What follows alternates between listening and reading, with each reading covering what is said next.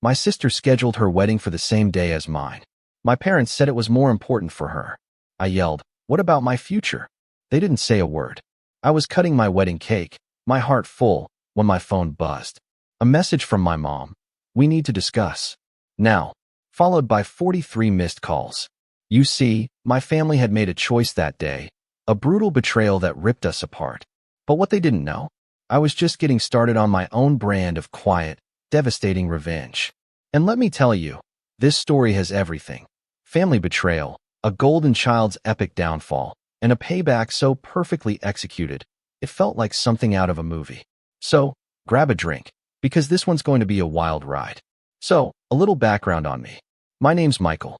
I'm 30 now, but this whole nuclear bomb went off when I was 27. I'm a construction project manager, and I mean it when I say I started from absolutely nothing. Everything I have, I built it myself, brick by brick. My parents, bless their hearts, always preached hard work and earning your keep. I went to vocational school, not college.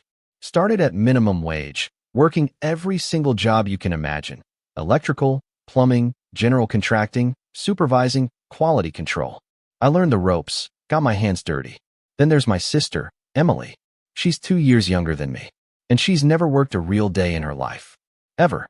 Emily figured out early on that being pretty and knowing how to manipulate people emotionally was a far easier path than actual effort or developing skills. Since high school, it's been a parade of rich boyfriends, always looking for the next upgrade, the bigger bank account. My parents? They loved it. She was always bringing home guys with impressive salaries and fancy job titles, making them look good to their friends. My wife, Olivia, and we've been together for 7 years. We met in a community college night class.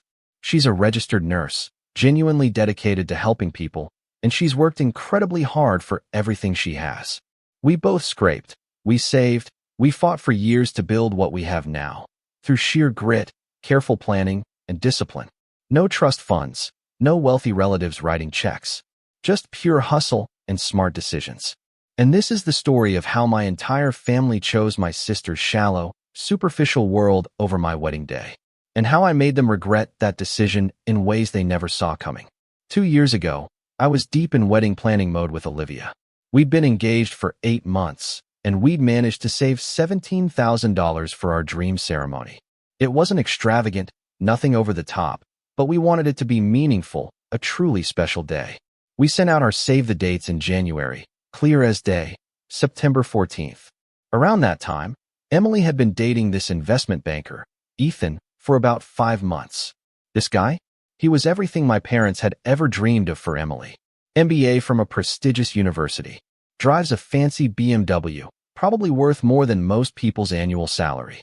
Works downtown at a big financial firm, pulling in over $190,000 a year, plus massive bonuses. Emily was already flooding Instagram with cringeworthy photos of them at expensive restaurants. Captions like, "When he treats you like the queen you deserve to be," complete with crown and diamond emojis, and hashtags about living her best life. Now, you need to understand something crucial about Emily. She has always been the golden child. Not subtly, not quietly. She's been treated like absolute royalty since birth. When I graduated from trade school with honors and landed my first professional project management job, my parents' reaction was, "That's nice, honey." Then they'd immediately change the subject. But when Emily somehow scraped by with a communications degree, after changing majors 3 times, they threw her a lavish graduation party and spent months bragging about their brilliant daughter. The truth is, she's not particularly intelligent, but she's convinced herself she's some master manipulator, playing everyone like puppets. The kind of person who thinks they're playing advanced chess, but they're just moving checkers around with no actual strategy. Then, in July, just 2 months before my meticulously planned wedding, Emily made her big announcement. Ethan proposed to her at some ridiculously expensive rooftop dinner, probably costing more than my monthly rent. Isn't that just a shocking development? But here's where it truly went off the rails, where my blood pressure started to climb. She immediately started planning this massive, over-the-top engagement party, and get this, she deliberately chose September 14th. The exact same date as my wedding, which had been planned, announced, and saved for over 8 months. When I confronted her directly about this obvious, deliberate conflict. She just shrugged her shoulders, feigned innocence. "Oh, I didn't even realize there was a problem with that date," she said, her eyes too wide. "But Ethan's parents are flying in from the West Coast, and this is literally the only weekend that works for everyone who matters in our lives. Everyone who really matters." Just let that sink in. Everyone who really matters. My mother immediately jumped into her usual routine. "Can't you two just work this out?" As if I should just postpone my wedding, which Olivia and I had meticulously planned and saved for, just because Princess Emily suddenly needed that precise date for her engagement party. I calmly tried to explain. "It's just an engagement party, Emily. Those can happen any time of the year. Weddings are supposed to be once-in-a-lifetime events, something families plan for."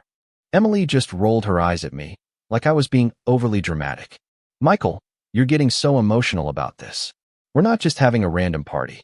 Ethan's father is a senior partner at his firm, and this event will be attended by all their most important clients. This could be huge for Ethan's career progression and our future together. Your wedding will just be family and school friends." In her self-centered universe, my wedding was utterly dismissed, insignificant. And the worst part? My parents immediately nodded along, agreeing with her, as if she were making perfect, logical sense instead of being unbelievably selfish. 6 weeks before my wedding, instead of the excited affirmations I expected, I started getting these weird, evasive comments from family members. Instead of confirming their attendance, everyone was saying vague things like, "We'll see how everything develops," or "We're still trying to figure out our schedule situation." It made no sense. Then, my best man, James, a guy I'd known since middle school, called me one evening. His tone was tight, uncomfortable. He said he needed to talk about something very important. Turns out, Emily had been texting him behind my back for weeks, trying to convince him that I was being completely unreasonable and selfish about the date conflict. She told him that as my closest friend, he should help persuade me to be more flexible and understanding. She tried to turn my best man against me. The breaking point, the moment I truly understood, came when my father called me. "Look, son," he said, his voice tinged with that familiar, exasperating logic. "Your sister's engagement party is genuinely important for her future prospects and financial security. Maybe you and Olivia could consider moving your wedding back a few months. You're both already established and steady in your jobs." I absolutely lost it. My voice started rising. "Dad, are you honestly asking me to postpone my wedding so Emily can have her engagement party on the same day?" There was a long, uncomfortable pause. "This isn't just any random party, Michael," he finally said.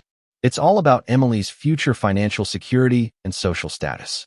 Ethan comes from an excellent family with business connections that could set them up for life financially." I scoffed. "What about my life, Dad? What about my future and what matters to me and Olivia?" The silence stretched. "You're already doing well for yourself, son," he finally said, that same old refrain. "You've built your own career. You're financially secure and self-sufficient. Emily needs this chance more than you need a large wedding ceremony." That's when it hit me. I was hopelessly screwed in this family dynamic. In their twisted minds, my sister's blatant social climbing was far more vital, far more important, than my marriage to the woman I adored. 3 weeks before my wedding, all the RSVPs arrived in the mail. My parents, Emily, both sets of grandparents, my uncles, my aunts.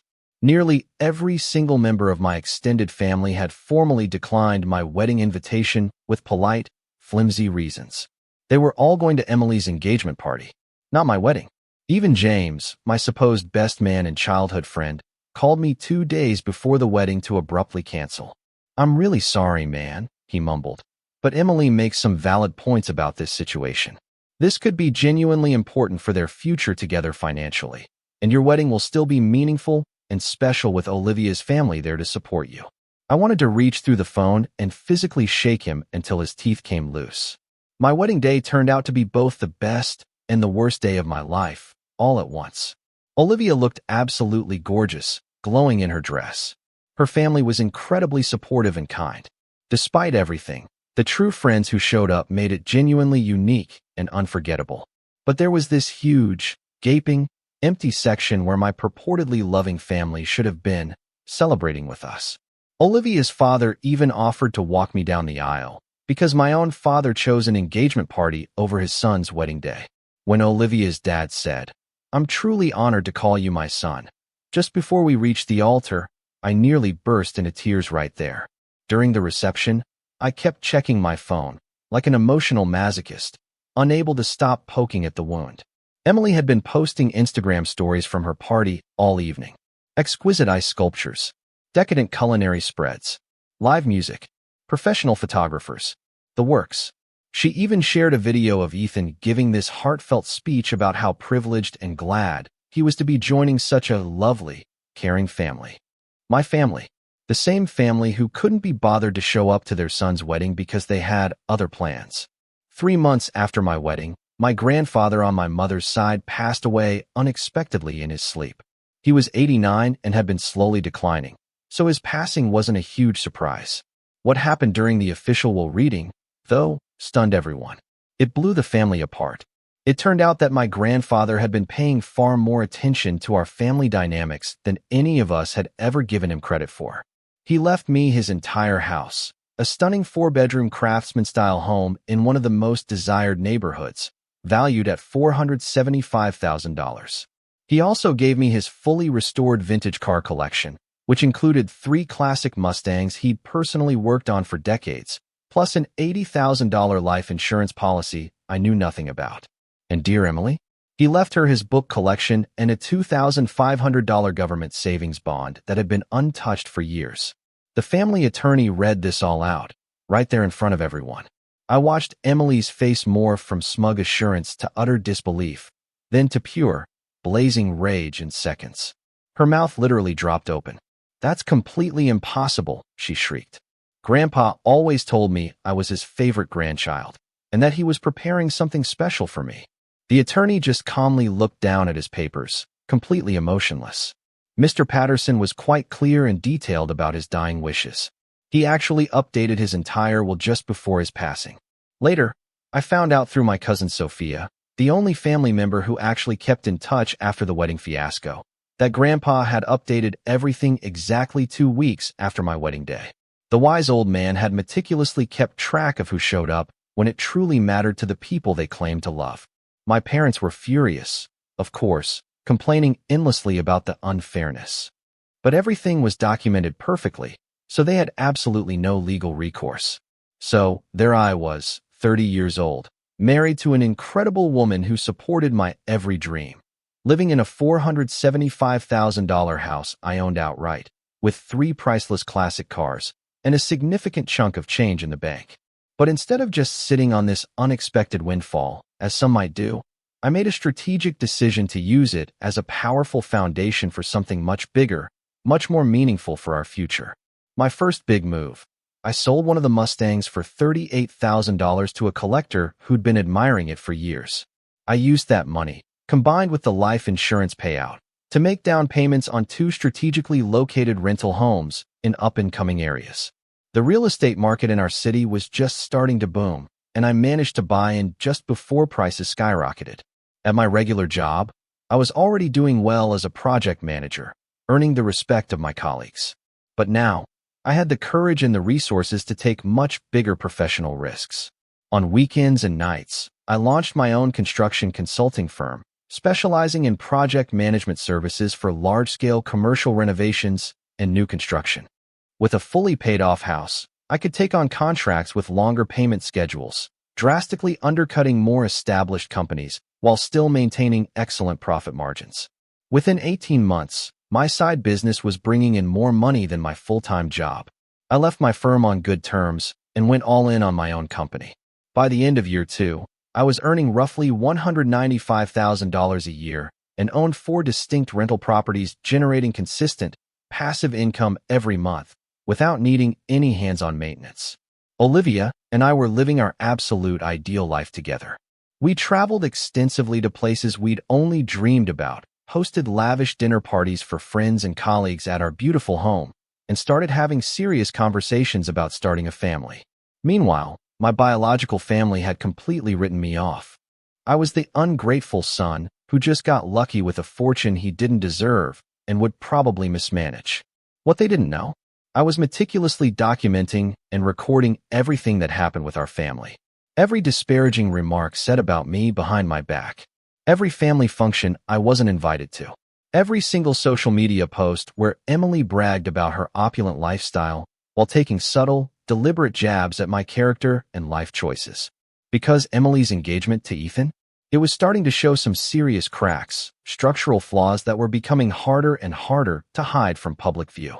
Ethan, bless his heart, had probably imagined he was getting a low-maintenance trophy bride, someone who would appreciate his financial support and not make unreasonable demands. But Emily is high maintenance, bordering on insane. She quickly quit her part-time administrative job, which she never took seriously anyway, and expected him to fund her entire lifestyle without question or complaint. We're talking $600 meals multiple times a week, shopping sprees that cost more than most people's monthly rent, an $80,000 premium Mercedes SUV for her birthday that she claimed was practical. Ethan was clearly making good money, but Emily was systematically draining it faster than he could earn it, even with his generous bonuses.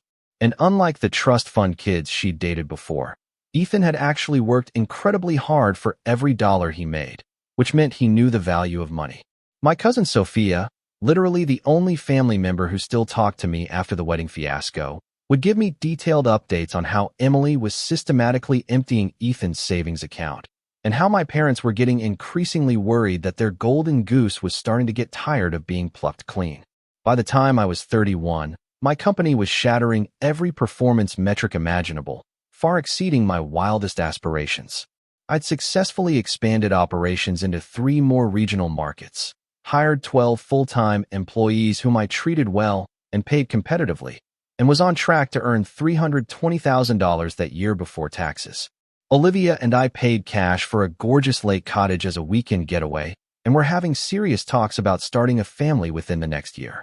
Meanwhile, Emily's seemingly perfect fairy tale existence was methodically crumbling, and she was far too oblivious and self-absorbed to notice the calamity approaching like a freight train. Ethan had been working much longer hours, traveling more frequently for business objectives. Emily took this as his unwavering commitment to building their financial future together. In reality, Sophia told me during our monthly coffee dates, he was desperately dreading coming home. Emily had become completely unbearable to live with, constantly harassing him about money. She had transformed into one of those absolute nightmare fiancés who truly believed wedding planning meant spending an infinite amount of someone else's money, with no boundaries, no restraints, and zero regard for financial reality. The wedding venue she decided she absolutely needed cost $55,000 just for the basic room rental, not including catering, decor, or anything else. Her dream wedding dress was $9,000 from some designer boutique. She envisioned a lavish 3-week honeymoon in Europe, racking up over $28,000 for first-class flights, luxury accommodations, and exquisite dining. Ethan's parents, who had initially been impressed by Emily's carefully crafted presentation, were starting to see through the superficial act she'd been maintaining. At family dinners, she'd make passive-aggressive remarks about how certain people didn't appreciate the value of investing in relationships or maintaining suitable social appearances and community status. The breaking point came over Christmas dinner at my parents' place, which, naturally, I wasn't invited to, being persona non grata. Sophia, though, discreetly videotaped parts of the conversation on her phone and emailed me the footage later that evening, knowing I'd be curious. Emily was conspicuously displaying her engagement ring for 0.5 carats, $45,000, according to her constant bragging on social media, and passionately discussing extravagant wedding plans in excruciating detail. Then, Ethan's mother posed what seemed like an innocent question. What kind of work does Emily do professionally these days? The dining room went absolutely silent. You could hear a pin drop. Emily then laughed dismissively and stated, "Oh, I'm currently considering professional options while focusing on our relationship. Ethan and I mutually decided it would be much better for me to focus entirely on planning our life together rather than getting distracted by some meaningless job." Ethan's facial expression in that video was absolutely priceless and worth watching multiple times. You could literally see the exact moment he realized his fiancée had just openly admitted to being a professional gold digger in front of his parents and extended family. Emily's wedding was officially scheduled for June 12th, exactly 2 years after my own modest celebration. Unlike my carefully budgeted ceremony that prioritized meaning over materialism, this was going to be a $125,000 spectacular extravaganza, funded entirely by Ethan and his increasingly concerned family. Through my expanding business network, I had met a forensic accountant who specialized in financial investigations for family law cases and divorce proceedings. We developed a genuine friendship. During one of our regular coffee conversations, I casually mentioned my sister's increasingly problematic financial situation. "Your sister sounds like a real piece of work," he said thoughtfully, after I described her spending habits. Exactly the type of woman who would systematically drain someone's accounts and disappear if she thought she could get away with it without consequences. That conversation sparked an idea that would eventually change everything for everyone involved in this family drama. I began systematically documenting Emily's spending habits using her own proudly posted social media content as evidence. Every expensive dinner she boasted about, every elaborate shopping trip she documented with photos, every luxury vacation she photographed and posted online with detailed captions. Emily had been consistently living a lifestyle that cost around $9,000 per month for the past 20 months of her engagement. I created an extremely detailed spreadsheet tracking her lifestyle costs, based entirely on her own evidence and constant bragging. The results were absolutely staggering when compiled and objectively analyzed. I'd also been keeping track of Ethan's career through various industry connections in the financial sector. My plan was nearly foolproof. This entire extravagant lifestyle was funded by Ethan's earnings and savings, with zero contribution from her. The big promotion Emily was constantly bragging about to justify her extravagant spending? It was never going to happen, according to my sources. His company had been struggling with major market changes and regulatory pressures, and there were serious rumors of significant layoffs coming soon to cut costs. 2 months before the wedding, I started making carefully calculated strategic moves that would set everything in motion. First, I contacted Ethan's father through legitimate business channels and professional networking. I introduced myself as a fellow professional, expressing my genuine concern about some troubling industry rumors regarding Ethan's firm's overall financial stability and future prospects. "You've heard about Meridian Capital's major problems, too?" He immediately responded, his concern obvious. "We're becoming increasingly worried about Ethan's position. He's been quite secretive about work lately, and some of Emily's statements contradict what we've heard from other credible industry connections." I planted just enough legitimate doubt to get him asking all the right questions, without seeming suspicious. Second, I reached out to a guy I knew who worked directly at Ethan's company, in a different department. Without ever mentioning my personal connection to Emily, I asked general questions about the firm's stability, claiming I was considering some potential business partnerships with them. Honestly, he cautioned me, I'd strongly recommend staying far away from any deals with them. "We've had 3 significant layoff cycles in the last year alone. The partners are losing money quickly, and Ethan has been on very thin ice for months. He'll most likely be gone before the summer, according to workplace gossip." Everything was falling perfectly into place. 3 weeks before Emily's elaborate wedding, which she'd been obsessively planning for months, the perfect storm struck with devastating force, changing everything. Ethan was completely laid off from his investment banking position. Emily had no idea what had happened, because Ethan was too embarrassed and terrified to tell her the truth about their financial situation. Not only was he fired for poor performance, but his entire division was eliminated as part of a massive company restructuring to cut costs. Emily had been counting on his $210,000 annual salary, substantial bonus structure, and valuable stock options. He had been frantically putting wedding expenses on multiple credit cards for months, hoping to land another comparable position before anyone discovered his true financial situation and the house of cards collapsed. This was my perfect moment. My moment to strike decisively and execute the plan I'd been developing. I created a completely anonymous email account and sent Ethan's father a comprehensive analysis of Emily's documented spending over the past 2 years.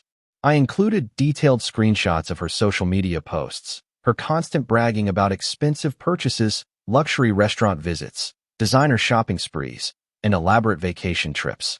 The report clearly demonstrated that Emily had been systematically burning through approximately $165,000 of Ethan's money each year on pure lifestyle expenses and status symbols, with absolutely no regard for their actual financial situation. I included a carefully worded note stating that I was a concerned business associate who believed the family should be fully aware of the financial situation before making any major commitments or investments. Ethan's father immediately forwarded this detailed information to Ethan, with an urgent message stating that they needed to have an emergency family meeting about Emily's spending habits and their growing concerns about the upcoming marriage and financial obligations. Meanwhile, Sophia informed me that Ethan's mother had been conducting her own investigation and discovered that Emily had been actively telling people that Ethan had been promoted to partner, which was completely false, and that they were seriously looking at houses in the $900,000 range, which was absolutely impossible given their current financial situation. The final confrontation occurred at what was supposed to be their final wedding planning meeting with vendors. Ethan arrived with both his parents. He presented Emily with printed bank statements, clearly showing he'd accumulated $50,000 in credit card debt funding her lifestyle demands. His father then presented the comprehensive spending analysis I'd provided. "Emily," Ethan said, his voice shaking with emotion and stress, "we need to postpone the wedding indefinitely until we can figure out our financial situation and get back on stable ground." According to Sophia, who heard every single detail from my mom later, Emily completely, utterly lost her mind. In spectacular fashion, she started screaming about how they couldn't postpone, how everything was already planned and paid for, with money Ethan didn't have. She accused Ethan's parents of being jealous of her success and happiness, saying they were purposefully sabotaging the wedding because they never thought she was good enough for their precious son. Then, Ethan unleashed the nuclear bomb, the one that annihilated everything. "Emily," he said, his voice broken, "I lost my job a month ago. We cannot afford this wedding. We cannot afford your lifestyle. We can't afford anything you've planned." Emily's response was pure gold. It revealed her true character, utterly. "So, get another job right away. This is my special day, and I'm not going to cancel it because you can't handle your career responsibilities." Ethan walked out immediately, his parents right behind him. The wedding planner quietly gathered her materials and left without saying another word. Just like that, the $125,000 wedding that was supposed to take place in 3 weeks was completely destroyed. Over. Emily had to move back in with my parents after Ethan kicked her out of his apartment and changed the locks. And the wedding venue? They kept the entire $17,000 deposit, right according to their contract terms. As an outside observer, I watched the aftermath from a safe distance, and it was breathtaking. The caterer kept another $8,500 for food that would never be served. And Emily was stuck with a $9,000 wedding gown she'd never wear, plus approximately $33,000 in other deposits and payments that were completely non-refundable, according to the contract she'd signed. But the story gets much better because I was just getting started with my revenge. Within a week of the wedding cancellation, Ethan's parents sent Emily an official legal demand letter for $78,000. This represented everything they had invested in the wedding, which was now completely lost due to Emily's unreasonable financial expectations and irresponsible behavior. They had receipts for everything. Emily had no savings. She'd never held a legitimate job in her adult life. She tried desperately to get Ethan back with tearful phone calls and apologies, but he had already started dating a coworker, a certified financial planner, no less, who had her own apartment and a fully funded retirement account. My parents, who had tolerated Emily's entitled behavior for years without consequence, suddenly found themselves supporting a 29-year-old daughter with no job, no savings, no boyfriend, and lifestyle expectations they couldn't possibly afford to maintain on their retirement income. That's when the increasingly desperate phone calls to me started coming in, almost daily. First, my mother, with her classic guilt-tripping tone. "Michael, I know things have been strained between us lately, but Emily is really struggling right now and needs family support. Perhaps you could help her find work with one of your business contacts. You know so many successful people now." I immediately let it go to voicemail. Didn't even listen to the whole message. Then my father, with his authoritative tone. Son, I know we haven't always agreed on everything, but family is family, and we stick together. Emily made some mistakes in judgment, but she has learned from the experience. Maybe you could lend her some money to help her get stable and back on her feet. I listened to that voicemail too, savoring the solitude. Finally, Emily called, screaming hysterically. Michael, I know I made awful errors and wounded you deeply. I know I wasn't supportive of your wedding, and I apologize for everything, but I'm your sister, and I really need assistance. Ethan's parents have threatened legal action, and I don't know what to do. Could you kindly assist me get through this difficult period? I decided to answer this call. I wanted to hear her beg. Hey, Emily. Oh, thank God, Michael. I was terrified you wouldn't speak to me anymore. Look, I understand that the wedding date situation became problematic and sentiments were hurt, but it's all in the past now. I really need. Stop talking. Immediately. What? I don't understand. I said stop. I took a deep breath. Here's exactly what will happen. You're going to get a job. A real one. Where you work for money and get paid. You're going to repay Ethan's parents every dime you owe them. And you're going to do all of this without any support from me. But Michael, I do not understand why you are being so rude. We are family. Grandpa left you all of that money. You have a profitable business. You could easily. Let me stop you right there, Emily. Grandpa handed me that inheritance because I attended his funeral while you were shopping. You remember where you were that day? Using Ethan's credit card in the mall. He left me that money because he realized that I had achieved something valuable in my life through hard work.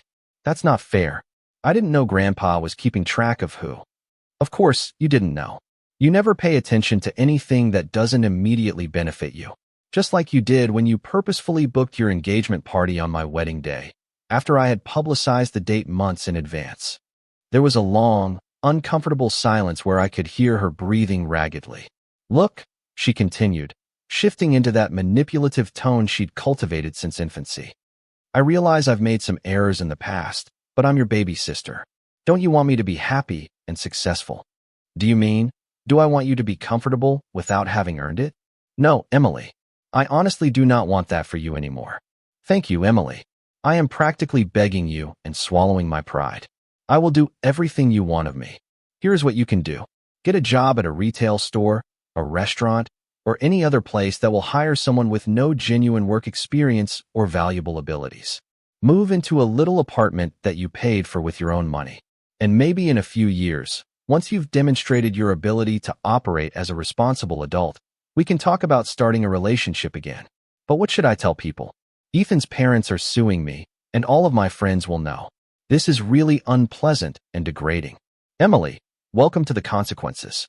Emily eventually found work folding clothes at a mall department store, earning $13 an hour. She moved into a tiny one-bedroom apartment with a roommate and drives a 2010 Honda Civic she bought from a used car lot. When I hung up that phone call, I felt better than I had in years. She's only had 4 dates in 10 months, all with men who can't or won't afford the lifestyle she used to demand. And most of her old friends stopped hanging out with her when the money ran out, and she couldn't afford to go out anymore. Her Instagram feed has completely shifted from boasting about her luxurious lifestyle to generic inspirational quotes that no one believes or engages with. My parents have started calling me again, but only because they need advice on their retirement planning. They finally realized I actually know a thing or two about money management. Ethan got a job at a smaller firm, making around $140,000, and he proposed to the financial planner he was dating. They're planning a small wedding that they're paying for themselves, with absolutely no family drama. Last month, James, my former best man, sent me a long, apologetic text saying he didn't understand the full situation and asking if we could meet up to talk things through. I never responded. I deleted his phone number. Olivia and I recently purchased a second vacation property in Costa Rica and plan to start trying for our first child next year. My business is expected to make $400,000 this year, and I'm already thinking about expanding into 2 more markets. I never gave Emily a dime throughout her ordeal, not even when Ethan's parents sued her, and she had to settle for $38,000 over 5 years. Not even when she was evicted from her first apartment for failing to pay rent. Last month, Olivia and I went to our friend Mike's wedding at a beautiful downtown venue, which was the absolute best part of the whole thing. When my parents suggested that I help my family during difficult times, I reminded them that family is supposed to attend weddings and important life events. Emily didn't notice me, but I saw her clearly throughout the evening. She had her hair pulled back in a regulation ponytail, dressed in a black uniform polo shirt and slacks, carrying trays of appetizers to guests, celebrating someone else's perfect day while earning minimum wage plus tips. Life has a great sense of justice and irony sometimes. And sometimes, the most satisfying retribution isn't about ruining someone's life personally. It's about stepping back, letting them trash their own, while you build something truly incredible and watch from afar.